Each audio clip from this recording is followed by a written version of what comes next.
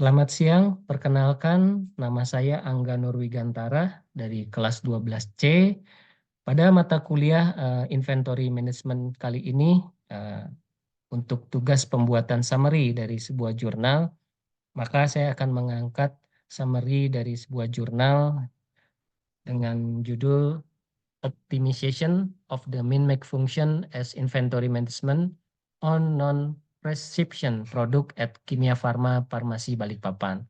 Jadi jurnal ini ditulis oleh Hanif Fatroni, Sahat Saragi, dan juga Sri Widyastuti dari Universitas Pancasila Jakarta. Dari judulnya bahwa optimisasi penggunaan fungsi min-max dalam manajemen persediaan produk non-resep di apotek kimia farma di Balikpapan. Jadi fokusnya adalah pada efisiensi pengelolaan persediaan yang diperlukan untuk produk-produk non-resep yang seringkali memiliki permintaan yang bervariasi dan sulit diprediksi. Nah, apabila kita telaah lebih dalam resume dari jurnal ini, bahwa ada beberapa parameter-parameter yang digunakan untuk optimisasi fungsi min-max, di mana ada 7 cakupan parameter yang digunakan. Yang pertama yaitu tingkat stok minimum, di mana jumlah minimum produk yang harus tersedia di apotek sebelum pemesanan ulang dilakukan.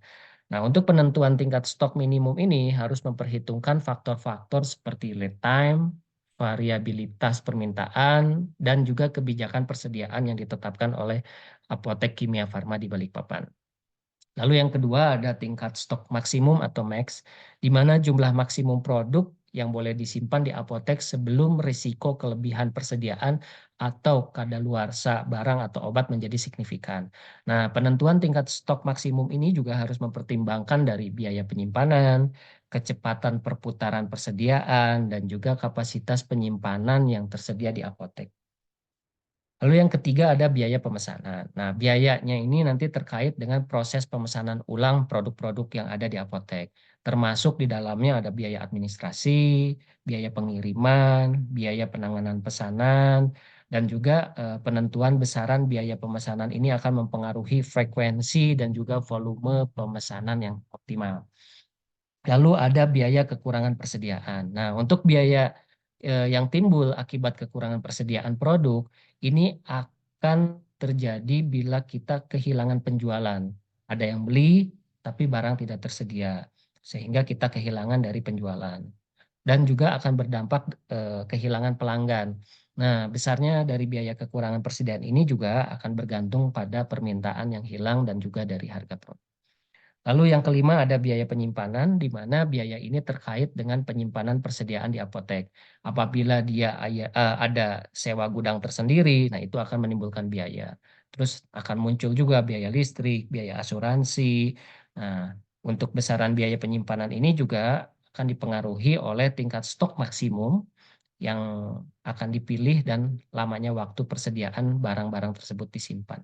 Lalu yang keenam ada lead time. Lead time ini waktu yang dibutuhkan dari saat pemesanan produk hingga produk tersebut tiba di apotek dan siap untuk dijual.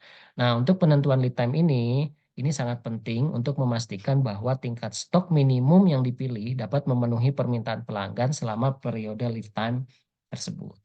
Lalu yang terakhir ada permintaan produk, di mana kita bisa lihat data historis tentang permintaan produk non-resep yang ada di apotek tersebut. Termasuk di dalamnya ada pola permintaannya, trennya, fluktuasinya. Nah, informasi-informasi ini juga bisa digunakan untuk memperkirakan permintaan produk di masa yang akan datang. Sehingga dengan menyesuaikan parameter-parameter min-max tersebut, itu bisa sesuai dengan karakteristik dari permintaan produk.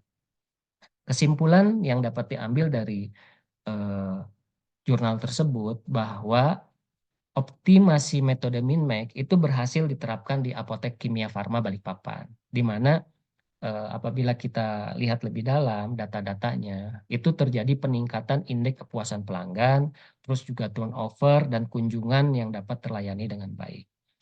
Ternyata dengan menerapkan metode optimisasi yang tepat, Penelitian ini dapat memberikan strategi yang efektif dan juga efisien untuk manajemen persediaan produk non-resep di Apotek Kimia Farma Balikpapan, serta memberikan kontribusi penting dalam bidang manajemen persediaan dalam industri farmasi secara keseluruhan. Oke, demikian sedikit pemaparan dari kami. Mohon maaf apabila masih ada kekurangannya. Wassalamualaikum warahmatullahi wabarakatuh.